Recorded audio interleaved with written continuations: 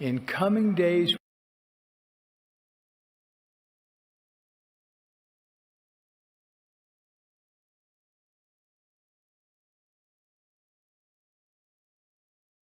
the payment of tithing is fire insurance.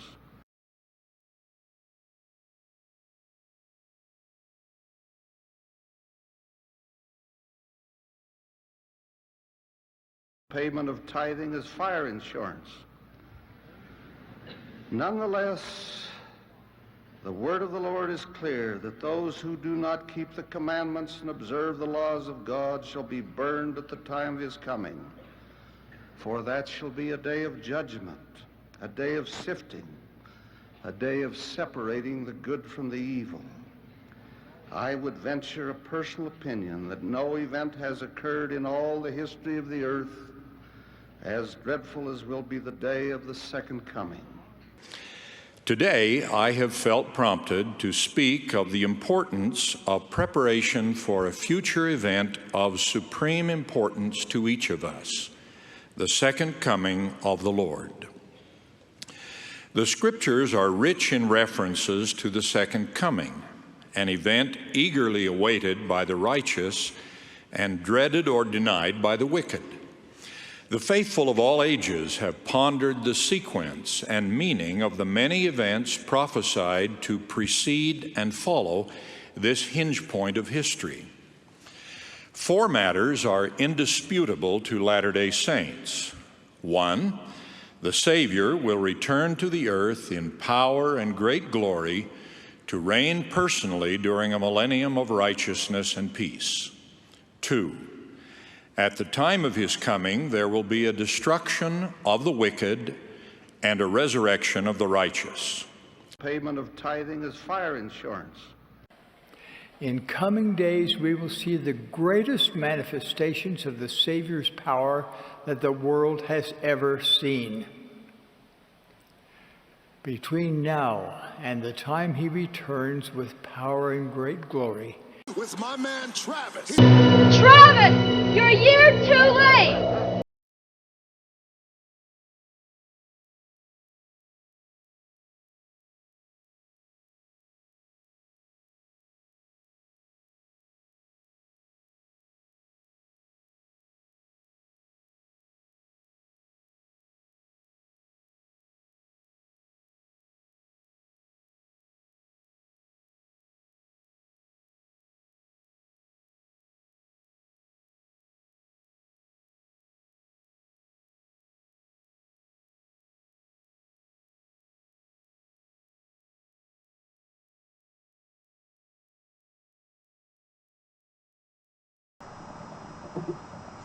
Travis Wayne Goodsell. So, after doing the previous video about Mormons looking beyond the mark, as it was very cleverly titled with the thumbnail picture, because the mark is the Paleo-Hebrew Tau, which Christians replaced. And thus the KKK burns the mark as a hate group looking beyond the mark. I did a check. You never watched to the end of the video, so you have no clue what I'm talking about. We were talking about Skittles. Taste the rainbow.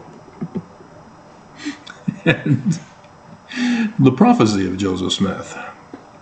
And so I did put in the correction in the comments below with the links that it is a prophecy of Joseph Smith, and yes, it is in the Joseph Smith papers, but the myth is wrong, Grandpa.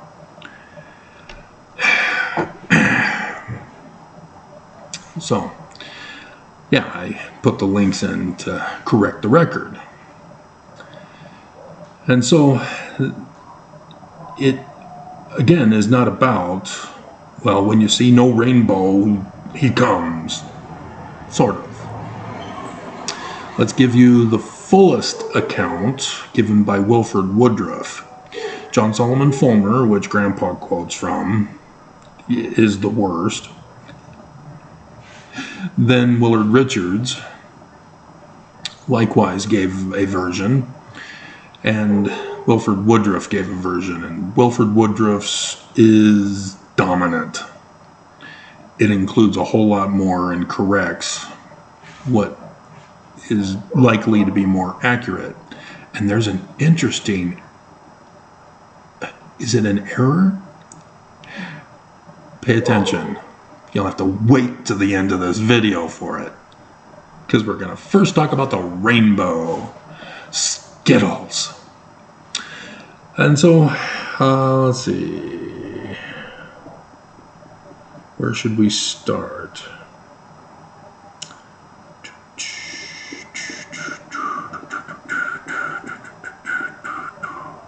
I have asked the Lord. This is near the end of it. It's like all one paragraph, and it's like pages long. And so it's right there on the final page. And so let's see, I've asked the Lord concerning his coming.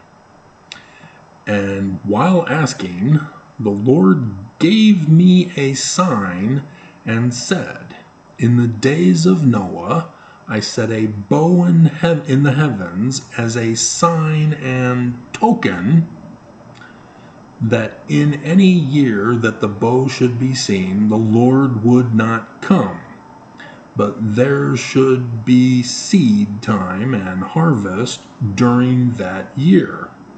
But whenever you see the bow withdraw, it shall be a token that there shall be famine, pestilence, and great distress among the nations. Do you see the difference? Taste the rainbow.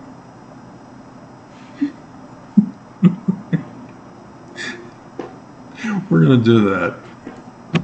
I'm going to redesign the thumbnail picture here.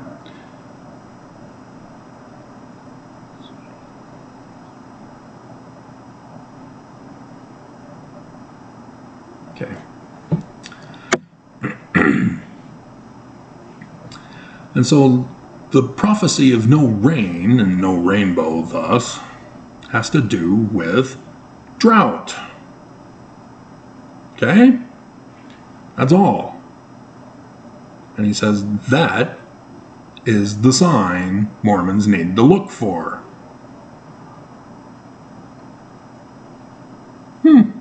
Has it happened? Yes. Yes. And in the precise year that, the Exodus. Exodus is a pattern for the latter days, not just Noah's story. Because a man like Moses is our Christ. And so, the events of Moses' Exodus, and so since you've been following me, so I don't have to repeat everything, that the Christ of Mormons is a Mormon. Right? I don't need to repeat any of this. Section 103, verse 16, don't need to repeat it. And so he will sue the Great and Abominable Church to let Mormons go from the Great and Abominable Church. He will sue them. And in that same year will come the drought and creeping death also in that same year. And thus the drought is the parting of the waters, the dry land rising up, for Mormons to pass through on dry ground into the promised land to build Zion and the Zion Temple, which he, as the character one mighty and strong, will then restore back to Joseph Smith's church. So we're waiting for Mormons to be taken hostage by the Great and Abominable Church. And once that happens, then we wait for these other prophecies. Right? Everybody's with me?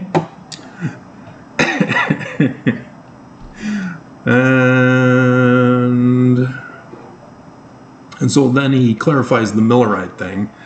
But I will take responsibility upon myself to prophesy in the name of the Lord that Christ will not come this year, 1844.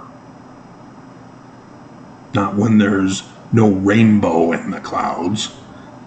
Grandpa.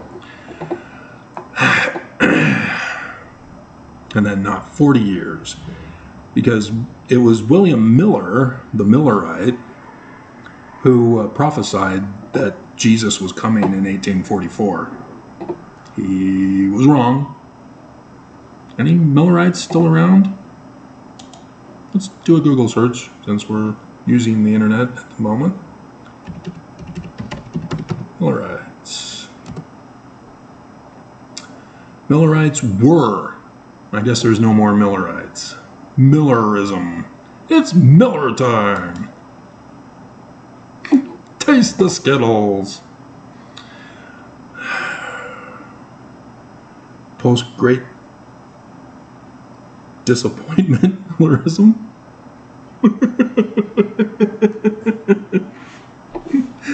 That's funny.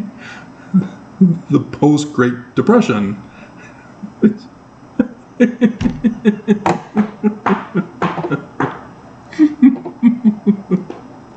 That is funny. So,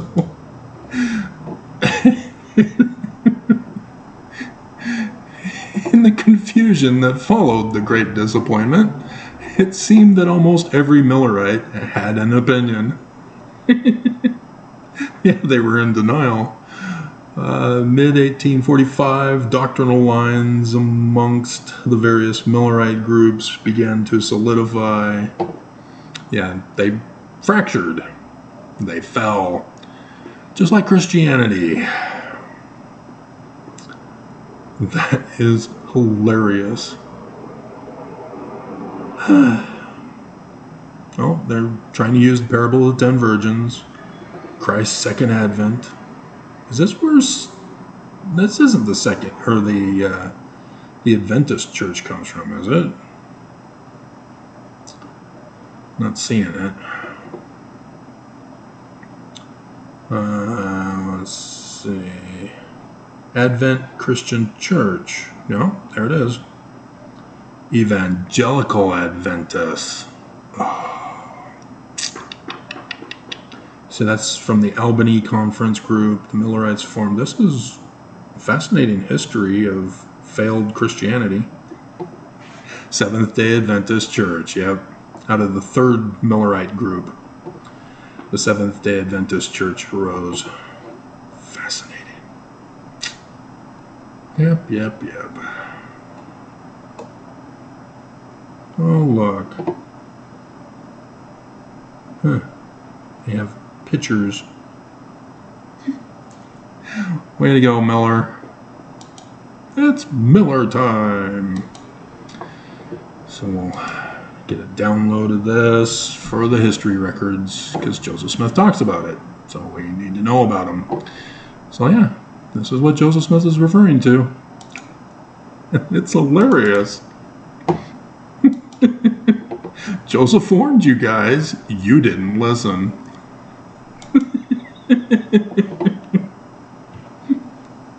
And so, yeah, Joseph's saying it's not going to be this year in 1844, and it's not going to be in 40 years from now either. And if God ever spake by my mouth, he will not come in that length of time. And Jesus Christ never did reveal to any man the precise time.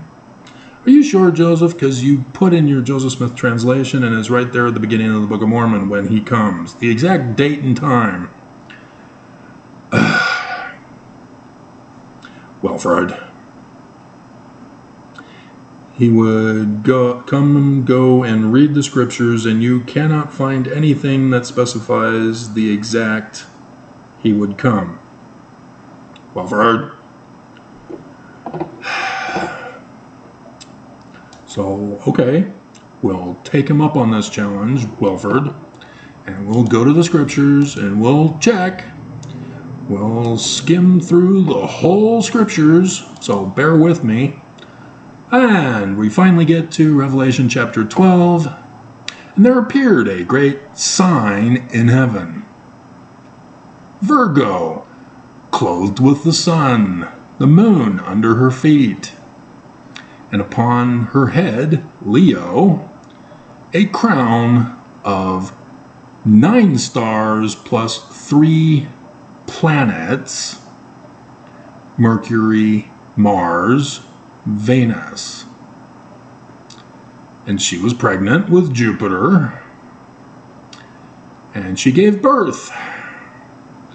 And Jupiter was caught up unto Saturn and in Ophiuchus, his throne. That sounds like a precise date when every single celestial body is included. Because it's one thing to say that, the moon shall turn to blood. Well, that happens a lot. So, that doesn't tell us anything. And the sun shall be darkened. Yeah, that happens a lot too. But when you have something like this, every single astronomer knows. And China made t-shirts, and I bought one, and I did the videos showing you me wearing that t-shirt. Guess what? It came and went, obviously. 23rd September 2017. Joseph Smith knows this because it's in the Book of Mormon, 1 Nephi chapter 1, starting in verse 8. And that comes from this. And the Joseph Smith translation, Revelation 12, 1 through 17 appendix, note the change sequence of verses in the Joseph Smith translation. Joseph did know, Wilford. This is how you expose liar liars, pants on fires. All right. And then he says, there are some important things concerning the office of the Messiah. What is the office of the Messiah? That sounds new to me. Are you sure? Because I've been doing a lot of videos with it. And it ties directly to the Mormon Christ, who I told you was Mormon. Did you look in the footnotes of that passage? Did you even go to the passage? Because it'll take you to section 107, verse 91. And again, the duty of the president to the office of the high priesthood is to preside over the whole church and to be like unto Moses, the Jewish Christ, human mortal being. Joseph Smith just said he's the Christ. But he's not talking about the Christ in 1844. He's talking about another Christ who would be a Mormon. And oh look, there's seer, revelator, translator of Paleo, Hebrew, and Egyptian. Can you find them, Mormons? Are you looking for the right Christ? No, you're not? Too bad. So sad. Joseph Smith warned you, you got to listen to him in verse 40 of the Joseph Smith history. Or what? You do know the passage. You're going to refer to it now. You're going to see that it's cut off, but then you're going to go down into the footnotes and go to Acts, because Joseph Smith says it's precisely as recorded in Acts. And you go to Acts and you're going to say, hey, this isn't precisely as it's recorded in Acts. It's a different word.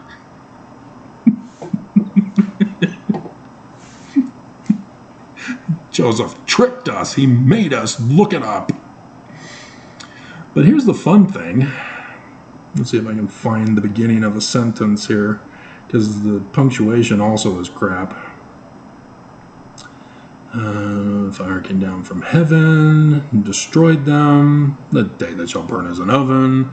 That's why the KKK uses the cross that they burn, because that's the coming of Jesus, is the day that shall burn as an oven. That's what the prophets of this church tell us. I've been doing the little clip thing for you. We'll have to put it in again, along with the tithing. Better pay up, or you're going to be burned. The spirit of Elias first. He crossed out Elisha. Interesting. No, Welford. It's Elishua. Section 110. Elishua, not Elias. Because Elias is Elijah. Elias is the Greek. Elijah is the Hebrew. It's Elishua. You know, Elijah and Elishua in Kings.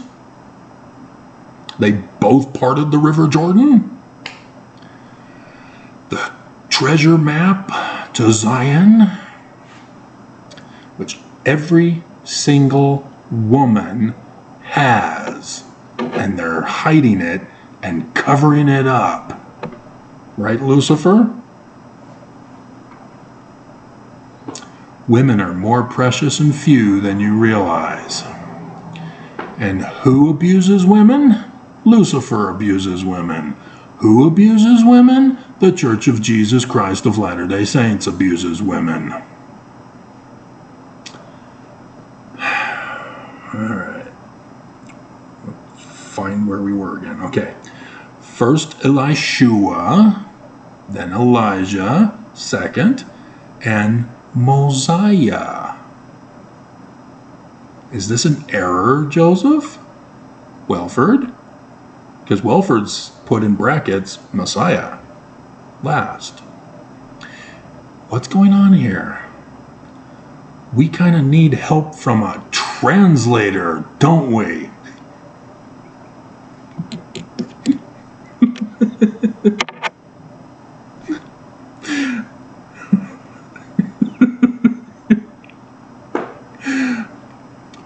Moses is the Christ. He's the Messiah.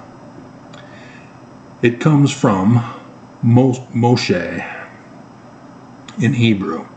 And the phonetics I don't care about. You get so many people arguing with me over phonetics, especially over Yahweh. Oh, it's not Yahweh, it's Jehovah. And they're not going back far enough. The original language was pictures. And those pictures had ideographic meaning. And so one picture is worth 1,000 volumes of translation. And thus women are a treasure map to Zion as one of the many translations. Because the Bible is porn. Hint, hint, clue, clue. And so Mose is the direct phonetic transliteration in Egyptian. Paleo-Hebrew, Moshe, Egyptian, Mose. Same. Phonetically the same. Just like Emmanuel, phonetically the same in Egyptian. Peter, phonetically the same in Egyptian. Mary, phonetically the same in Egyptian. Yes, we're getting to this. Mosiah, phonetically the same in Egyptian. It's an Egyptian word and is put in the proper order as it is. Because what's interesting is that Egyptian is written with the name of God last. But Egyptologists, for some stupid reason, move God to the first position when spoken or written in English. And so instead of Mose Ra, they say Ramses, Ra Mose. Ah, yeah, Yah. Isn't that the Hebrew god, Travis? Yeah, sort of, kinda, not really. It's different. It's a different word. And it's a little complicated because it originates with Phoenician, as that's Paleo-Hebrew, and then Greek merged off and added extra characters to their picture ideographic language, and Paleo-Hebrew remained the same original letters. And so in Greek, Yah is Zeus, pictorially the same. And so Yah didn't get pronounced Yah until the Babylonian captivity, 600 years before Lehi left Jerusalem. Or, after Jesus comes 4 CE. More complications for you if you're not following me. And so we get back on course. It is Babylonian Semitic Hebrew that the Jews partly use. By the time they came up with their biblical Hebrew text, as I did in the video the other day, a whole bunch of languages got merged in. And so it's difficult to distinguish. But Paleo-Hebrew was extinct by that time. Constantine caused the extinction of Egyptian and Paleo-Hebrew, if they weren't already disappearing before then. The Rosetta Stone, for example, was an attempt by the Ptolemaic person who wrote it to turn Egyptian into a speakable language using Greek to impose onto it, and thus why it was written in Egyptian and then Greek below. So it's the learning of the Greeks' language of the Egyptians. And so Egyptologists, even though they claim they know Egyptian, they don't. They do not know the learning of the Egyptians, the language of the Egyptians, because they only did it with the Rosetta Stone. So they know Egyptian because of the Greeks, the Ptolemaic period Greeks. Alrighty, comprendo? So, Yah is the Egyptian version, though Joseph Smith cleverly uses the Babylonian Semitic version for the phoneme. So yes, it is Yah, but it isn't Yah unless you understand that Yah is Za, Zeus of the Greeks, which is Jupiter of the Romans and Emmanuel of the Egyptians. It's the same deity. But in Egyptian, Yah is a moon god under Thought, which, transliterated into Paleo-Hebrew, is David. And so that's why the Messiah, Mose, comes from David's seed. Not non-Trinitarian or Trinitarian. Learning of the Jews. And Joseph does talk about understanding this because he mentions David in the context here. This is an awesome version. It's sad that the church doesn't want to let us know about this. And so Mosiah is the first pharaoh of the 18th dynasty of Egypt. Mosiah. Ya Mose, as Egyptologists write it.